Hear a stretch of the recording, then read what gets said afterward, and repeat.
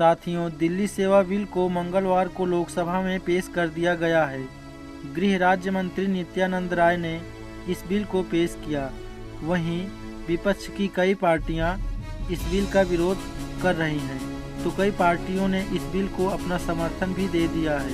इस वीडियो में जानिए क्या है दिल्ली ऑर्डिनेंस बिल और इससे क्या बदल जाएगा। साथियों, वीडियो बहुत ही महत्वपूर्ण होने वाली है, तो वीडियो को पूरा अंतिम तक अवश्य देखिए और हमारे चैनल को लाइक, सब्सक्राइब, कमेंट और शेयर ज़रूर करिए।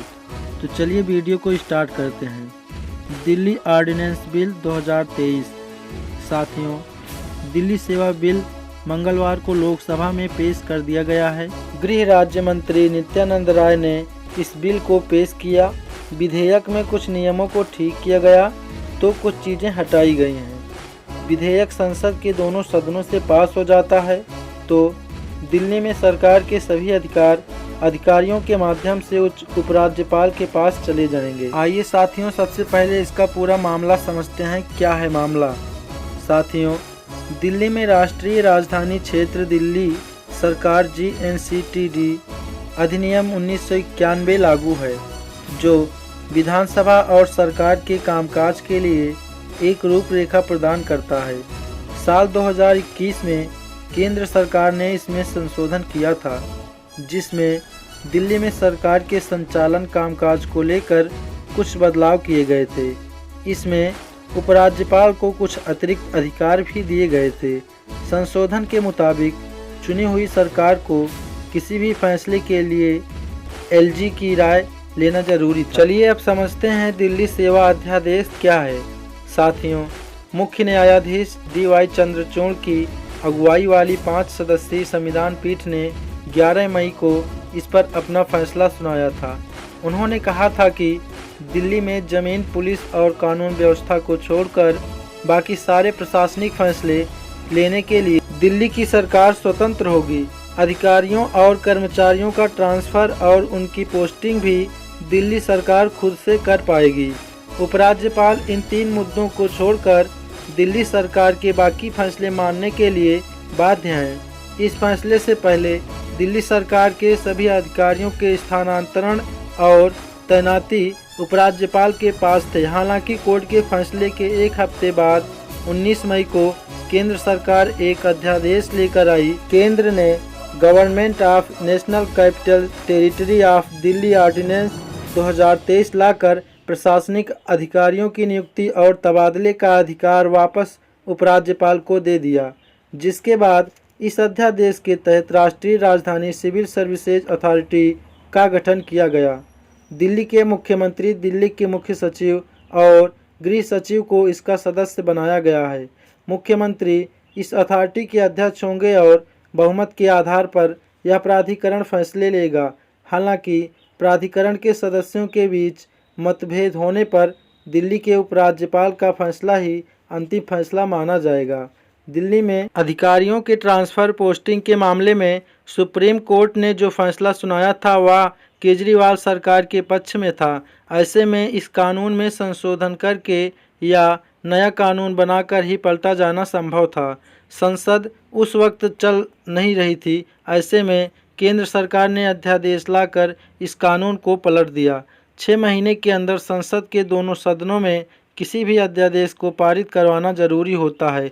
इसलिए मंगलवार को सरकार लोकसभा में राष्ट्रीय राजधानी क्षेत्र दिल्ली सरकार संशोधन विधेयक 2023 लेकर आई। बता दें कि national capital territory of Delhi act में भी बदलाव किया गया है। इसके तहत LG को ऑफिसरों के ट्रांसफ़र, पोस्टिंग आदि में अधिकार दिया गया है। केंद्र सरकार दिल्ली के मामले में तय करेगी कि ऑफिसर का कार्यकाल क्या हो, सैलरी, ग्रेजुटी, PF आदि भी तय करेगी। किसी पद के लिए उनकी योग्यता, पेनल्टी और सस्पेंशन आदि की पावर भी केंद्र के पास ही होगी। चलिए अब जानते हैं कैसे पास होता है अध्यादेश। साथियों, ये बहुत इंपॉर्टेंट परीक्षा में पूछा जा सकता है, तो इस टॉपिक को बहुत ही ध्यान से देखिएगा और समझिएगा। और वीडियो पसंद आ रही हो तो हमारे चैनल को लाइक और कमेंट ज़रूर करिएगा। तो चलिए जानते हैं। संविधान के अनुच्छेद 123 में राष्ट्रपति के अध्यादेश जारी करने की शक्तियों का वर्णन किया गया है। अगर कोई ऐसा विषय हो जिस पर तत्काल कानून बनाने की ज़रूरत हो और उस समय संसद न चल रही हो तो अध्यादेश लाया जा सकता है। अध्यादेश का प्रभाव उतना ही रहता है जितना संसद से पारित कानून का होता है। इन्हें कभी भी वापस लिया जा सकता है। इस अध्यादेश के जरिए नागरिकों से उनके मूल अधिकार नहीं छीने जा सकते। केंद्रीय मंत्रिमंडल की सलाह पर राष्ट्रपति अध्यादेश जारी करते हैं। चूँकि कानून बनाने का अधिकार संसद के पास है, ऐसे में किसी भी अध्यादेश के लिए संसद की मंजूरी आवश्यक होती है। चलिए अब जानते हैं कब हुई थी इसकी शुरुआत। साथियों, इस बिल और उससे पहले अध्यादेश के आने की शुरुआत 2015 में हुई थी। एक नोटिफिकेशन के जरिए केंद्रीय गृह मंत्री ने दिल्ली में जितने भी अधिकारी और कर्मचारी तैनात थे उनके ट्रांसफ़र और पोस्टिंग के सभी अधिकार दिल्ली के उपराज्यपाल को दे दिए थे। शुरुआत में इसे लाने का उद्देश्य दिल्ली, अंडमान और निकोबार, लक्षद्वीप, दमन और दीव और दादरा और नगर हवेली सिविल सेवा डायनेक्स कैडर के कर्मचारियों के ट्रांसफ़र और पोस्टिंग समेत उन पर अनुशासनात्मक कार्यवाही से जुड़े फैसले लेना था। इसके लिए एक निकाय की स्थापना करना था। इस मामले में दिल्ली सरकार ने केंद्र के अध्यादेश के खिलाफ सुप्रीम कोर्ट में दलील दी थी, जिसने दिल्ली सरकार का मामला 5 जजों की संविधान पीठ के पास भेज दिया गया था। साथियों, चलिए अब जानते हैं केजरीवाल सरकार ने कोर्ट में क्या अपील की थी। तो साथियों, आम आदमी पार्टी ने सुप्रीम कोर्ट से मांग की थी कि राजधानी में भूमि और पुलिस जैसे कुछ मामलों को छोड़कर बाकी सभी मामलों में दिल्ली की चुनी हुई सरकार को सर्वोच्चता होनी चाहिए। सुप्रीम कोर्ट ने इसको लेकर आदेश सुनाया कि एलजी के पास दिल्ली से जुड़े सभी मुद्दों पर व्यापक प्रशासनिक अधिकार नहीं हो सकते हैं। एलजी की शक्तियां उन्हें दिल्ली विधानसभा और निर्वाचित सरकार की विधायी शक्तियों में हस्तक्षेप करने का अधिकार नहीं देती है। अधिकारियों की तैनाती और तबादले का अधिकार दिल्ली सरकार के पास होगा। चुनी हुई सरकार के पास प्रशासनिक सेवा का अधिकार होना चाहिए। उपराज्यपाल को सरकार की सलाह माननी होगी। पुलिस, पब्लिक ऑर्डर और लैंड का अधिकार केंद्र के पास रहेगा। चलिए अब जानते हैं बिल में क्या क्या है। साथियों, ये इम्पोर्टेंट टॉपिक है, इसलिए वीडियो को ध्यान से देखिएगा और समझिएगा। तो चलिए जानते हैं। साथियों, विधेयक में एक राष्ट्रीय राजधानी सिविल सेवा प्राधिकरण स्थापित करने का प्रस्ताव है, जो दिल्ली सरकार में सेवारत सभी समूह ए अधिकारियों आईएएस और दिल्ली, अंडमान और निकोबार द्वीप सिविल सेवा डायनेक्स के अधिकारियों के स्थानांतरण और पोस्टिंग की सिफारिश करेगा। दिल्ली के मुख्यमंत्री प्राधिकरण पदेन अध्यक्ष होंगे। इसमें दिल्ली के मुख्य सचिव और प्रधान गृह सचिव भी शामिल होंगे। प्राधिकरण के भीतर सभी निर्णय बहुमत से लिए जाएंगे और एलजी प्राधिकरण की सिफारिशों के आधार पर निर्णय लेंगे। प्राधिकरण की सभी सिफारिशों सदस्य सचिव द्वारा प्रमाणित की जाएंगी।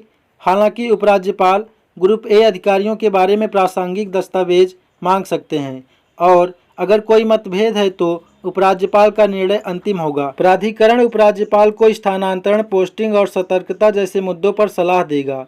विधेयक के अनुसार दिल्ली राष्ट्रीय राजधानी है और इसलिए इसका प्रशासन राष्ट्रपति के पास है। विधेयक में कहा गया है कि राष्ट्रपति, संसद, सर्वोच्च न्यायालय, विभिन्न संवैधानिक पदाधिकारी, विदेशी राजनयिक मिशन, अंतर्राष्ट्रीय एजेंसियां आदि जैसे कई महत्वपूर्ण राष्ट्रीय और अंतर्राष्ट्रीय संस्थान और प्राधिकरण दिल्ली में स्थित है और अन्य देशों के उच्च गणमान्य लोग दिल्ली का आधिकारिक दौरा करते हैं। यह विधेयक राजधानी के प्रशासन में केंद्र शासित प्रदेश दिल्ली के हित के साथ राष्ट्र के हित को संतुलित करेगा और केंद्र सरकार के साथ साथ दिल्ली सरकार में विश्वास रखने वाले लोगों की इच्छा की अभिव्यक्ति करेगा। प्राधिकारी किसी भी दंड को लगाने में अपनाई जाने वाली प्रक्रिया का निर्णय करेगा। दंड लगाने से पहले विभागीय जांच लंबित रहने तक निलंबन और वह प्राधिकारी जिसके द्वारा इस तरह के निलंबन या दंड का आदेश दिया जा सकता है और वह अधिकारी या प्राधिकारी जिसके पास अपील या पुनरीक्षण किया जाएगा और अन्य मामला जो सेवाओं और पदों पर नियुक्त व्यक्तियों की नियुक्ति और सेवा शर्तों को विनियमित करने के उद्देश्य से प्रासंगिक या आवश्यक है। राज्यपाल ऐसी सिफारिश की प्राप्ति के बाद की गई सिफारिश को प्रभावी करने के लिए उचित आदेश पारित करेंगे। इस बीच मानसून सत्र के दौरान सदन में पेश होने से पहले विधेयक की प्रतियां लोकसभा सांसदों को वितरित की गईं। केंद्रीय गृह मंत्री अमित शाह इस विधेयक को संसद के निचले सदन में पेश कर सकते हैं। चलिए अब जानते हैं विधेयक से कौन से नियम हटाए गए। साथियों, अध्यादेश के माध्यम से धारा 3A के रूप में जोड़े गए दिल्ली विधानसभा के संबंध में अतिरिक्त प्राविधान को विधेयक में हटा दिया गया है।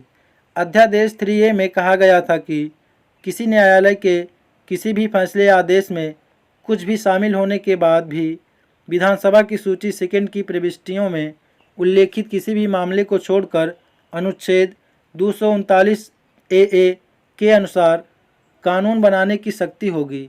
विधेयक में आर्टिकल 239 AA पर जोर है, जो केंद्र को national capital civil service authority NCCSA बनाने का अधिकार देता है। राष्ट्रीय राजधानी सिविल सेवा प्राधिकरण की वार्षिक रिपोर्ट को संसद और दिल्ली विधानसभा में पेश करने को अनिवार्य बनाने वाला प्राविधान केंद्र सरकार को भेजे जाने वाले प्रस्तावों या मामलों से संबंधित मंत्रियों के आदेशों निर्देशों को उपराज्यपाल और दिल्ली के मुख्यमंत्री के समक्ष रखना अनिवार्य करने वाला प्रावधान है। चलिए अब जानते हैं विधेयक में क्या जोड़ा गया। साथियों, दिल्ली विधानसभा द्वारा अधिनियमित कानून द्वारा बनाए गए किसी बोर्ड या आयोग के लिए नियुक्ति के मामले राष्ट्रीय राजधानी सिविल सेवा प्राधिकरण नामों के एक पैनल की सिफारिश उपराज्यपाल को करेगा। यानी विधेयक में एक नए प्राविधान में कहा गया है कि उपराज्यपाल दिल्ली सरकार द्वारा गठित बोर्डों और आयोगों में राष्ट्रीय राजधानी सिविल सेवा प्राधिकरण द्वारा अनुशंसित नामों के पैनल के आधार पर नियुक्तियां करेंगे, जिसकी अध्यक्षता दिल्ली के मुख्यमंत्री करेंगे। लेकिन इस प्राधिकरण में मुख्यमंत्री अल्पमत में हैं, यानी वह इस प्राधिकरण में अपने अनुसार कुछ भी नहीं करा सकते हैं। तो साथियों, आपको हमारी वीडियो कैसी लगी नीचे कमेंट में ज़रूर बताएं और साथ ही हमारे चैनल को लाइक, कमेंट, शेयर और सब्सक्राइब ज़रूर करें। वीडियो को पूरा अंतिम तक देखने के लिए आप सबका बहुत बहुत धन्यवाद।